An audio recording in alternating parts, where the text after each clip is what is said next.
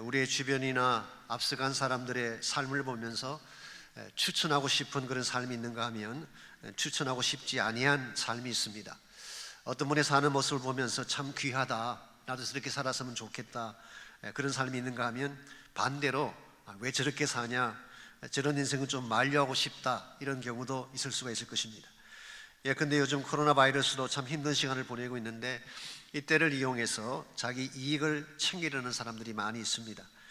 어저께 제가 뉴욕 타임즈에 실린 기사를 보니까 테네시 주의 차타누가에 살고 있는 형제가 매트 앤 로얼 콜빈이라는 형제가 3월 1일 코로나 바이러스가 확산된다는 뉴스를 보자마자 손 세정제, 우리 핸드 세니타이저죠, 이것을 사재기 시작을 했습니다.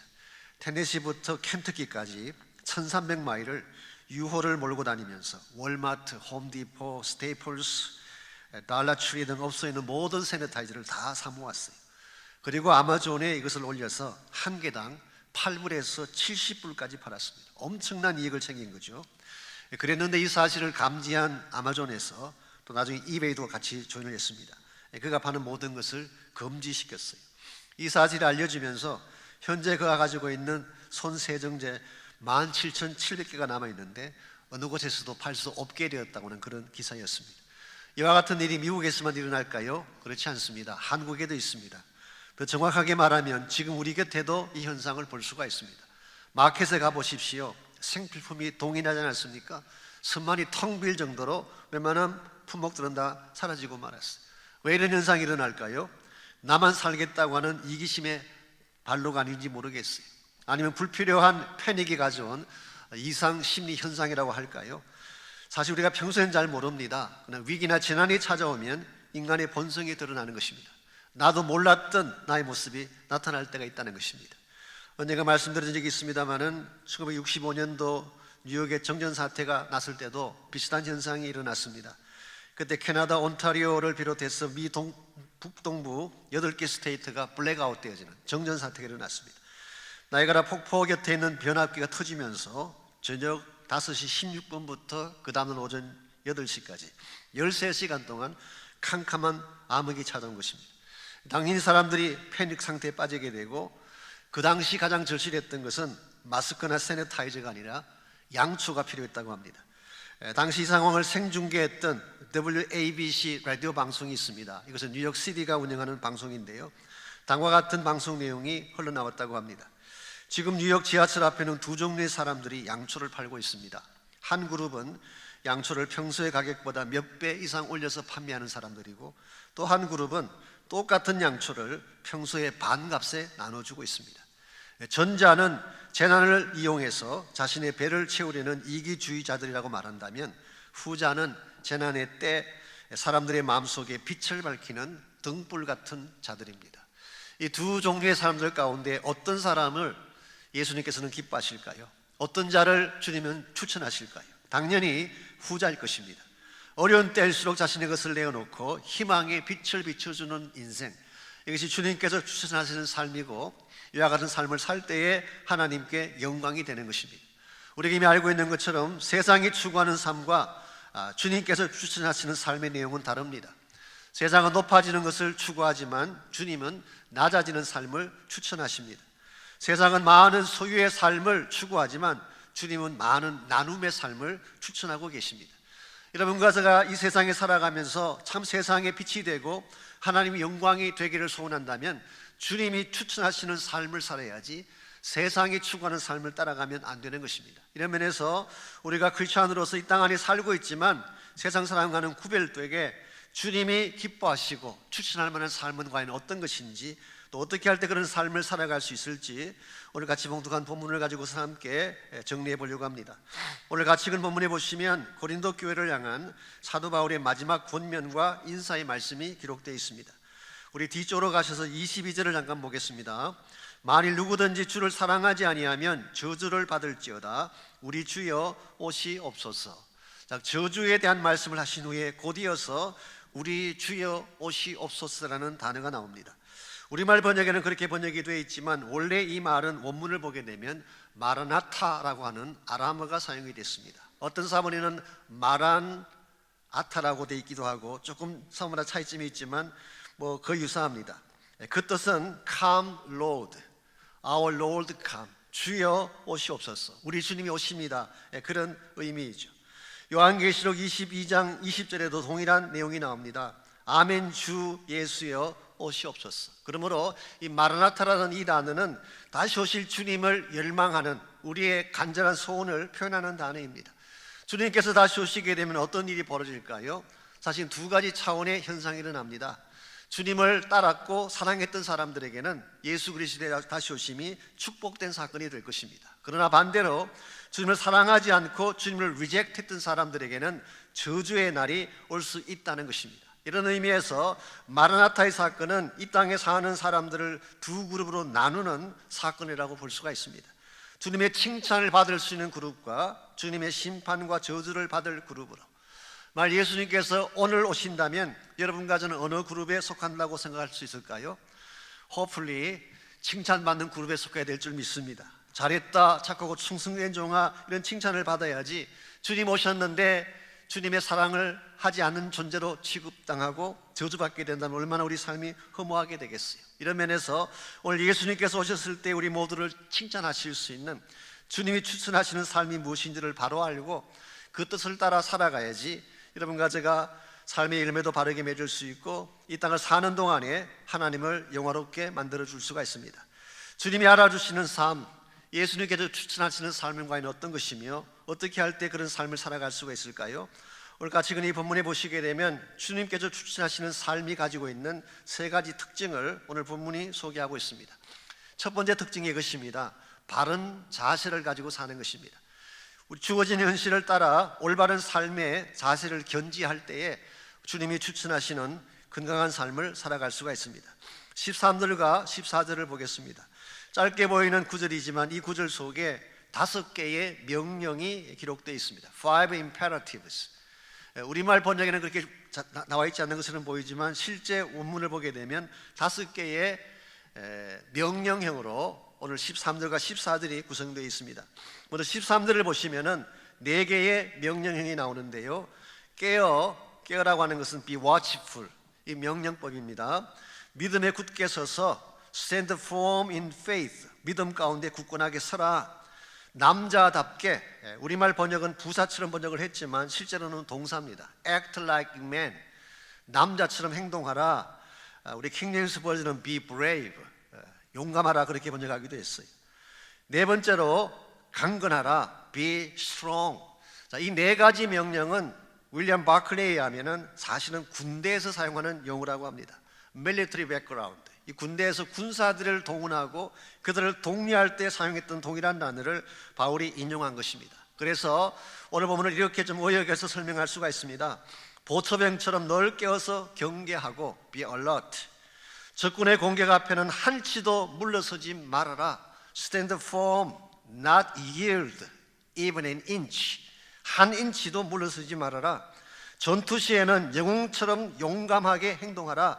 Play a hero's part. 그리고 잘 무장된 군사처럼 너희 왕을 위해 강한 군대가 되어서 싸워라. Be strong to fight for your king. 오늘 본문의 말씀은 사실은 세상을 향해서 투쟁할 것을 강조하는 말입니다. 오늘 13절에 기록된 4가지 명령은 교회 바깥을 향해서, 세상을 향해서, 우리의 대적을 향해서 가져야 될 자세를 말하는 것입니다. 죄악에 대해서는 싸워야 되는 것입니다. 악한 영들의 역사에 대해서는 투쟁해야 되는 것입니다. 악한 공격이 우리를 쳐들어올 때는 경계를 흐트리지 아니하고 영웅처럼 용감하게 싸워서 하나님의 영광을 선포하라, 그런 뜻이에요. 이와 같이 outsiders, 바깥에 있는 사람들에 대해서는 군대처럼 행동하라고 말한 반면에 14절을 보시게 되면 insiders, 안에 있는 자들을 위해서, 저 공동체 안에 있는 우리 곁에 있는 동지들을 향해서는 뭐라고 권면하고 있나요? 모든 일을 사랑으로 행하라. Do everything in love. 이것도 역시 명령형으로 되어 있습니다. 가까이 있는 사람들, 신앙 공동체에 있는 사람들에 대해서는 사랑으로 품고 세워주라, 그런 뜻입니다. 오늘 여러분과 제가 이 본문을 잘 이해해야 됩니다. 우리는 싸워야 될 대상에 대해서는 강하게 싸워야 돼요. 불의한 것에 대해서, 죄악에 대해서, 악한 영들과 원수 마귀에 대해서는 군대처럼 강력하게 싸워야 되는 것입니다. 근데 반대로 정말 품어야 될 사람들, 연약한 지체들, 실패한 사람들, 상처받고 좌절 가운데 있는 사람들은 우리가 사랑하고 품어서 세워줘야 되는 것입니다. 근데 가끔 보게 되면 이것을 반대로 하는 경우가 있습니다.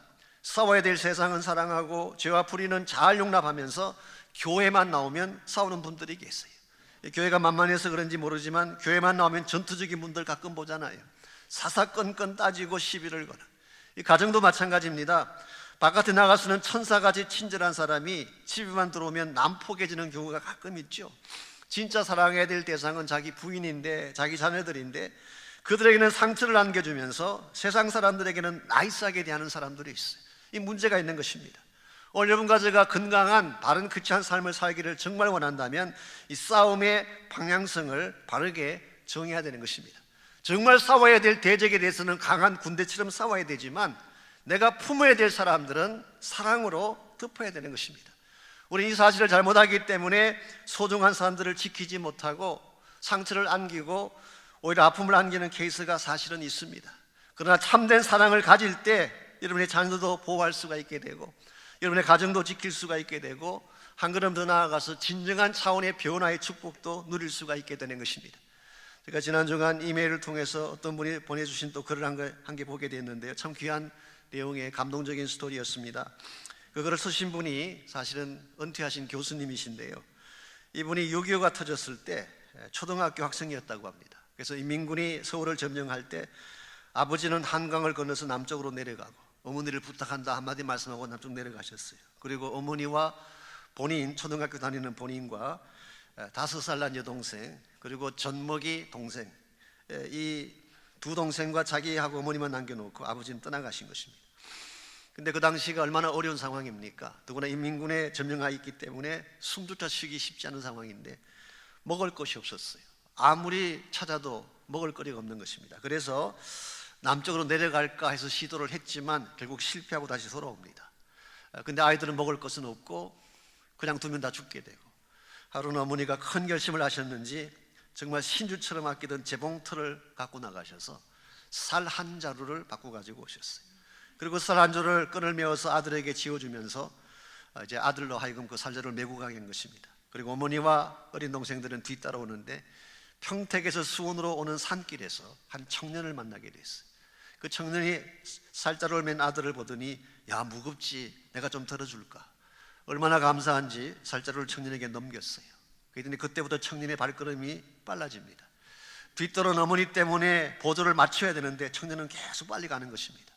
그러다가 드디어 갈림길에 오게 됐어요. 이제 갈림길에 오게 되면은 어느 길을 선택하냐에 따라서 어머니가 잊어버릴 수도 있잖아요. 그래서 아저씨 여기 내려주세요, 어머니를 기다려야 됩니다. 그 말을 했는데도 청년은 들은 척하지 않고 앞으로 그냥 소설같이 갔어요. 청년을 따라가면 어머니를 잃을 것 같고 어머니를 기다리면 쌀을 잃을 것 같았어요. 그런데 이 초등학교 학생이 갈림길을 떠나지 못한 채 어머니를 기다린 것입니다.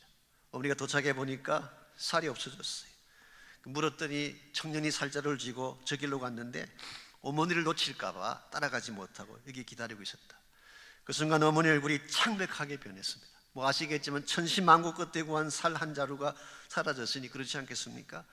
어머니가 한참을 이렇게 계시더니 그 아들을 안아주면서 우시기 시작하셨어요. 내 아들이 영리하고 똑똑해서 애미를 잃지 않았네. 내 아들이 영리하고 똑똑해서 쌀을 잃어버릴지언정 어미를 잃지 않았네. 그리고 우시는 것입니다. 그리고 저녁에 어디에서 구해오셨는지 고구마 2개를 구해가지고 아들 입에 넣어주면서 내 아들이 영리하고 똑똑해서 아버지 볼 낯이 있겠구나. 여러분 생각해 보십시오. 생명줄 같은 쌀을 잃어버린 바보를 영리하고 똑똑한 아들이라고 말했으니 이게 말이 되는 이야기입니까? 근데 이 어머니의 말씀이 그 아들의 가슴 속에 깊이 박힌 것입니다. 그래서 그 이후에 어머니에게 영리하고 똑똑한 아들이 되는 것이 소원이 되어서 자기가 열심히 공부를 한 것입니다. 솔직히 말씀을 드리자면 공부한 이유가 어머니에게 영리하고 똑똑한 아들이 되기 위해서. 그 결과 인류고등학교를 들어가게 되고 서울대학교를 졸업하게 되고 나중에 서울대학교 교수를 역임하다가 은퇴를 하시게 되셨어요. 이분이 박동규 교수라고 하는 분이시고 그분의 아버님이 박목을 시인입니다. 그러므로 참 귀한 가정의 귀한 아들의 스토리, 어머니의 스토리죠. 참된 사랑이 있으면 실패한 경우이라도 일어서게 할 수가 있어요. 참된 사랑은 잘못된 것도 다시 새롭게 창조해서 만들 수가 있는데, 이 사랑이 없게 되면 모든 것을 다 버리게 되는 것입니다. 이런 면에서 정말 우리 그리스도인들이 갖춰야 될 덕목 가운데 가장 소중한 것은 사랑이라고 하는 것을 갖추는 것입니다. 우리가 세상이 삭막하다, 험악하다 그렇게 말을 하지만 정말 우리 마음속에 하나님 우리를 사랑하신 것처럼 어떠한 경우에도 우리 자녀를 사랑하고 우리 가족을 사랑할 마음을 품고 살아가게 된다면 우리는 그 자녀를 이렇게 세울 수가 있고 가정을 세울 수가 있는 것입니다. 이런 면에서 주님이 추천하는 바른 삶을 살아가려면 이 바른 자세를 가져야 되는데, 세상과 악을 향해서는 투쟁을 해야 되겠지만 사랑해야 될 대상을 향해서는 사랑하는 자세가 필요한 것입니다. 두 번째로 바른 역할이 필요합니다. 우리가 이 세상 가운데서 바른 역할을 해야지 하나님이 기뻐하는 온전한 삶을 이룰 수가 있는 것입니다. 15절에서 18절까지를 보시면은 고린도 교회를 대표했던 세 사람의 이름이 등장하고 있습니다. 15절에 먼저 보시면은 스데바나라는 사람이 나오죠. 스데바나. 형제들아, 스데바나의 집은 곧 아가야의 첫 열매요 또 성도 섬기기로 작정한 줄을 너희가 아는지라 내가 너희를 권한다, 그렇게 말씀하셨어요. 여기 나오는 스데바나는 아가야의 첫 열매라고 했습니다. 아가야는 고린도를 말하는 것이죠. 근데 사실 정확하게 말하면 스데바나 본인은 사도행전 17장 34절에 의하면 아테네에서 바울의 복음을 듣고 개종했을 가능성이 많습니다. 많은 성경 주석가들이 그렇게 해석하고 있어요. 바울이 아테네에 들어갔을 때 교회를 개척하는 것은 실패했지만 그의 말을 심각하게 들었던 사람들이 나옵니다. 그들 중에 한 사람이 스데바나였을 가능성이 많습니다. 그러고 나서 바울이 고린도로 들어올 때에 스데바나가 바울을 따라서 고린도로 함께 오게 되고, 그리고 자기 가족들에게 복음을 다 전함으로써 스데바나의 집 전체가 다 예수를 믿는 가정이 된 것입니다. 그리고 나서 스데바나의 그 하우스가, 그 집이 사실은 고린도 교회가 됐어요. 쉽게 표현하면은 이 스데바나라는 사람은 고린도 교회 창립 멤버라고 할 수가 있습니다. 그리고 자기 가정에서 교회를 시작했으니 얼마나 그분의 역할이 큰 역할입니까? 보편적으로 이런 경우에는 교회가 좀 성장하든지 커지게 되면 목에 힘이 좀 들어가요. 교회 주인 노릇 하려고 하는 것입니다. 나중에 온 사람들 위해 군림하게 되고, 이 시대는 아니지만 요즘 시대를 비유하자면은 심지어 사역자들이 마음에 안 들면 바꾸고 하는, 이것이 바로 권세를 가진 사람이 가지고 있는 보편적인 모양이죠.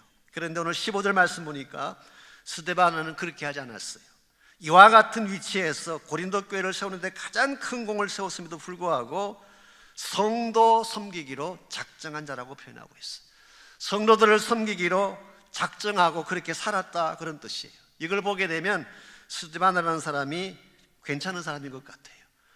많은 역할을 했음에도 불구하고 교만하지 아니하고 오히려 자신을 낮추어서 많은 사람들을 섬겼다고 하는 것, 대단히 귀한 모습이고 예수님이 추천하실 만하다고 저는 생각을 합니다.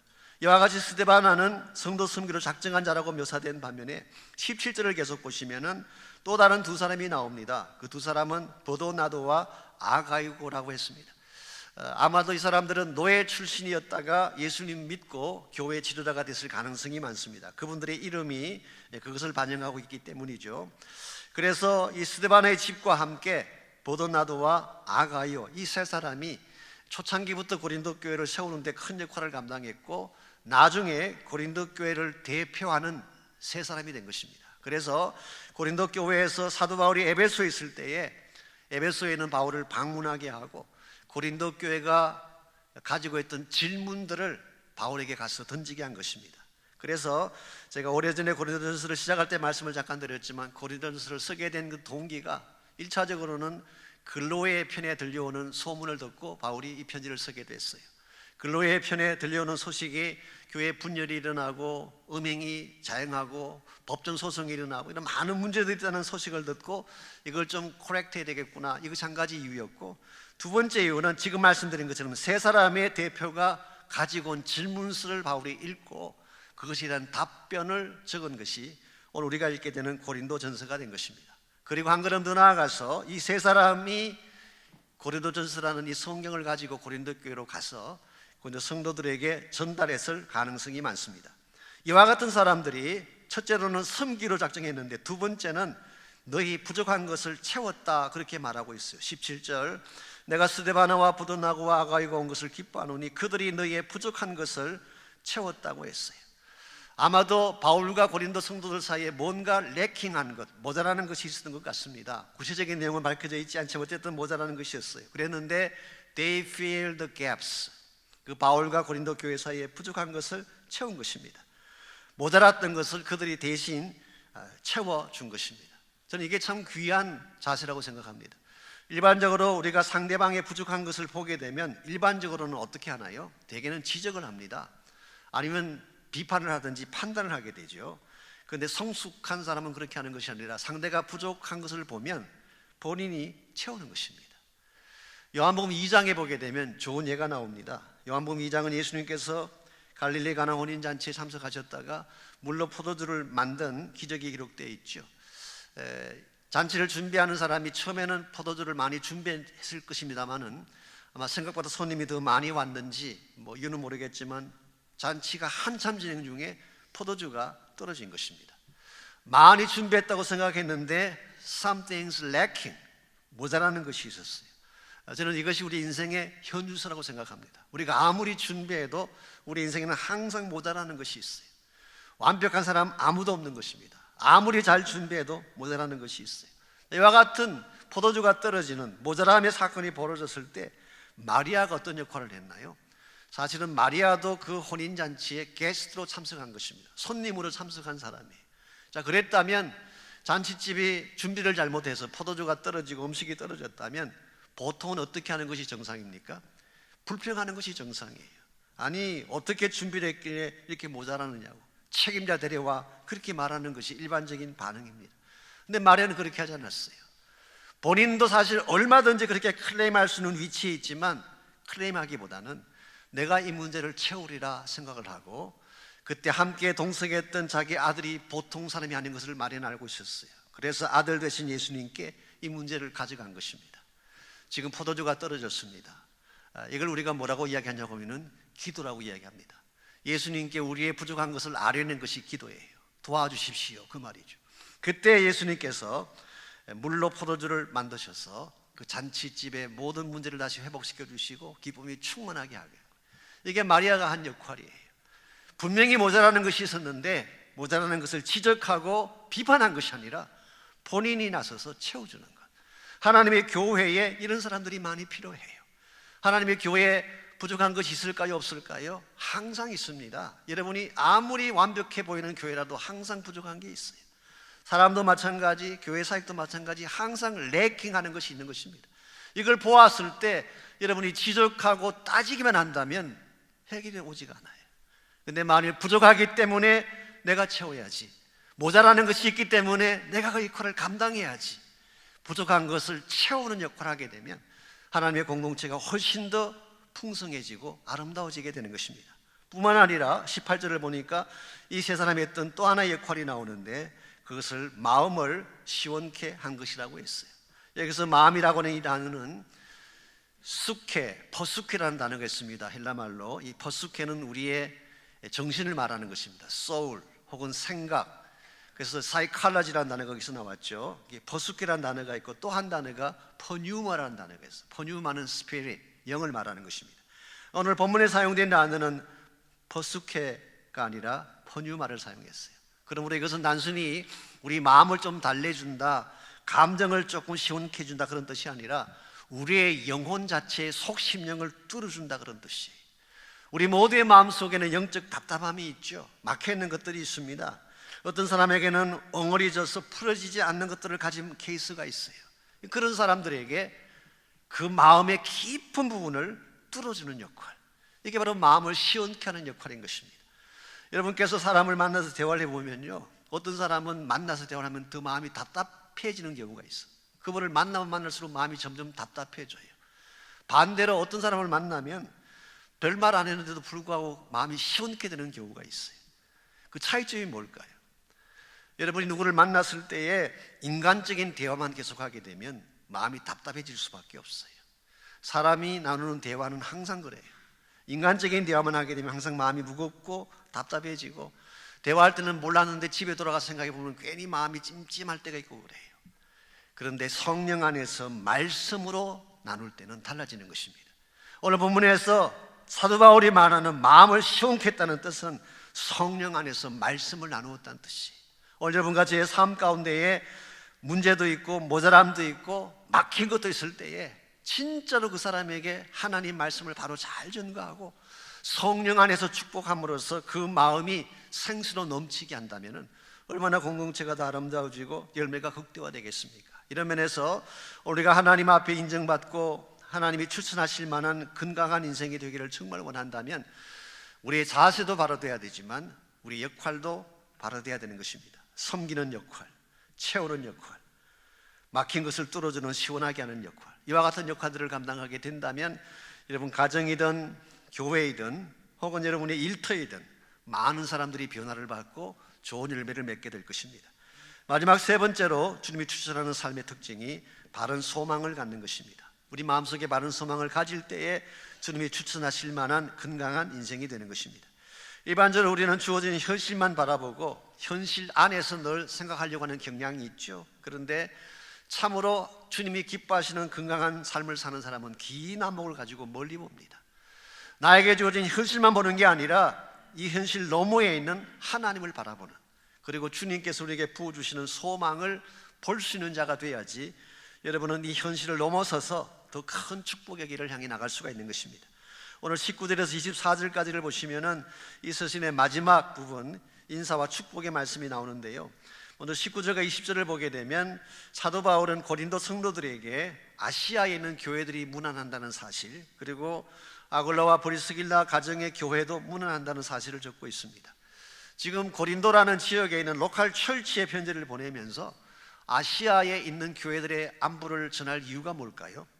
아굴라와 브리스길라에 대한 소식을 전할 이유가 뭘까요? 우리 여기서 사도 바울이 마음속에 품고 있던 더 큰 그림을 볼 수가 있어요. 바울이 물론 고린도 교회에 편지를 보내고 있지만 항상 바울의 마음속에는 고린도에 있는 교회이든 에베소에 있는 교회이든 마케도니아에 있는 교회이든 아시아에 있는 모든 교회들이 다 함께 어우러져서 하나님의 복음의 비전을 이루는 것이 바울의 마음이었어요. 그래서 바울은 편지를 쓸 때마다 다른 지역의 교회들의 안부를 전함으로 하나 되게 한 것입니다. 그리고 나서 21절, 나 바울은 친필로 너에게 문안하노니 만일 누구든지 주를 사랑하지 아니하면 저주를 받을지어다. 우리 주여 오시옵소서. 여기 친필로 썼다는 표현이 나오죠. 이게 무슨 말일까요? 일반적으로 고대 사회에서는 편지를 쓸 때 본인이 직접 쓰는 경우도 있지만 대필자가 쓰는 게 보편적인 패턴입니다. 그래서 아마 바울도 고린도전서 쓸 때 대필자가 있었던 것 같습니다. 앞부분은 대필자가 다 받아 쓴 거예요. 그런데 바울이 본 저자가 맨 마지막 부분에 와서 직접 친필로 써므로써 앞에 모든 내용이 맞다, 일종의 시그니처 같은 것입니다. 그래서 마지막 부분을 바울이 친필로 기록을 하면서 우리 주여 오시옵소서, 마라나타라고 하는 글을 적었어요. 이 마라나타라고 하는 것은 문자 그대로 Come Lord, 주님 오십시오 그 뜻이긴 하지만 사실은 초대교회 성도들은 이것을 인사말로 했어요. 그들은 만날 때마다 인사말이 마라나타였었어요. 우리는 보통 만나면 인사말이 뭔가요? 밥 먹었냐? 뭐 밤새 안녕하냐? 미국 사람들은 하이 그렇게 인사를 하는데 초대교회 성도들은 만나면 마라나타 그랬어요. 인사를 함으로써 뭘 상기시키기를 원했을까요? 우리 소망을 리마인드 시키기를 원한 것입니다. 이 땅의 삶이 전부가 아니라 주님이 다시 오시는 날이 있다. 주님이 다시 오시는 그 영광의 날을 잊어버리지 마십시오. 그래서 그들은 만날 때마다 마라나타, 마라나타를 인사말처럼 주고받은 것입니다. 오늘 우리 인생이 혼란하고 힘들 때일수록 우리는 더 큰 것을 볼 수 있어야 돼요. 나에게 주어진 현실보다 훨씬 더 위대한 사건이 예수 그리스도의 다시 오심으로 성취된다는 사실을 알고 하늘을 바라보고 주님 오실 그 날을 바라보고 주의 비전을 바라볼 수 있어야지 여러분의 인생의 방향도 바르게 될 수 있게 되고 진짜 해야 될 바른 일을 할 수 있게 되는 것입니다. 지금 여러분과 제가 코로나 바이러스 때문에 굉장히 어려움을 겪고 있지 않습니까? 사실 모든 게 다 스탑됐다고 할 정도로 비즈니스도 그렇고 뭐 주식 시장도 그렇고 지금 타운 자체도 굉장히 어려움을 겪는 분들이 많다고 제가 들었습니다. 말 주어진 현실만 바라본다면 희망이 보이지 않아요. 이게 언제까지 계속될지 아무도 예측도 할 수가 없고, 그러다 보니까 마음도 우울해지고 다운되어지고 때에 따라서는 좌절감 가운데 빠질 수도 있는 것입니다. 그러므로 이와 같은 때일수록, 우리 현실이 어둡고 앞이 보이지 아니할 때일수록 우리의 시선을 위를 향해야 돼요. 주님 바라봐야 돼요. 우리가 주어진 이 현실이 전부가 아니라 주님이 준비하시는 높은 차원의 길이 있다는 사실, 더 높은 차원의 꿈이 있다는 사실, 지금 나의 눈에는 보이지 아니하지만 예수님께서 여러분과 저를 위해 이미 예비해 놓으신 하나님 나라의 더 멋지고도 아름다운 삶의 내용이 있다는 사실을 여러분이 알아야지, 그래야 이 현실을 넘어서고 참된 소망을 향해 살아갈 수가 있게 되는 것입니다. 아프리카 북부에 사하라 사막이라는 사막이 있죠. 그 사하라 사막 밑에 비젤이라고 하는 작은 마을이 있다고 합니다. 그런데 그 마을에 사는 사람들이 다른 곳으로 가려면 사하라 사막을 지나가야 되는데 한 가지 문제가 있었다고 해요. 어느 누구도, 그 마을에 사는 사람 중에 어느 누구도 이 사막을 벗어난 적이 없대요. 시도를 하지 않은 게 아닙니다. 사막을 횡단하려고 시도했지만 며칠 후에 다시 원래 자리로 되돌아오는 것입니다. 이걸 반복하다 보니까 아예 사하라 사막을 벗어날 생각을 못하는 그런 사람들이 됐습니다. 이 소식을 전해 듣게 된 영국 사람 레빈이라는 사람이 실제로 그것을 방문을 하고 왜 이런 현상이 일어났나 이것을 확인하기 위해서 그곳에 있는 마을 사람 2명과 함께 낙타 2마리에 음식과 물을 챙겨 넣고 길을 떠났어요. 그리고 열흘 동안을 길을 갔어요. 열흘 동안 1287km를 걸어갔다고 합니다. 굉장히 많은 길을 걸어간 거죠. 열흘 동안 걸어간 거니까. 그럼에도 불구하고 열흘 후에 도착해 보니까 다시 비젤 마을로 되돌아온 것입니다. 자, 왜 이런 현상이 벌어졌을까요? 왜 그들이 사막을 벗어나지 못했을까요? 이 레빈이 영국 끝에 발견한 사실이 하나 있습니다. 그 마을 사람들은 사막의 모래만 보고 길을 걸어간 것입니다. 자신들은 바르게 걷는다고 생각했지만 사실은 이 사막의 모래만 보았기 때문에 일정한 곳을 맴돌다가 다시 제자리로 돌아오게 된 것. 그래서 레빈이 그들에게 이렇게 충고를 했다고 합니다. 낮에는 뜨거우니까 쉬었다가 밤이 되면 하늘을 쳐다보십시오. 그럼 북쪽에 빛나는 별이 있을 것입니다. 그 별을 향해 걸어가게 되면 반드시 사막을 벗어나게 될 것입니다. 실제로 그 사람들이 북극성을 바라보면서 걸어간 결과 3일 만에 사하라 사막을 벗어날 수가 있었고 그들이 원하는 도착지에 도착하는 것이 가능했다고 합니다. 사랑하는 성도 여러분, 우리가 무작정 열심히 걷는다고 인생의 길이 열리는 건 아니에요. 노력한다고 해서 인생의 문제가 떠나가는 것도 아닙니다. 정말 우리 삶의 디렉션을 하나님께 맞추고 우리의 북극성 대신 예수를 바라보며 그분을 향해 걸어가게 되면 언젠가 우리를 가로막던 사막도 끝이 나게 되고 하나님 여러분과 저를 위해 준비해 놓으신 진정한 데스티네이션에 도착하게 되는 것입니다. 오늘 세상 사람들은 이 전염병 앞에 정말 당황해하고 힘들어하고 어려움을 겪고 있습니다. 이와 같은 때일수록 여러분과 저는 깨어서 기도하는 중에 이 모든 것의 해결자이신 예수님을 바라봐야 돼요.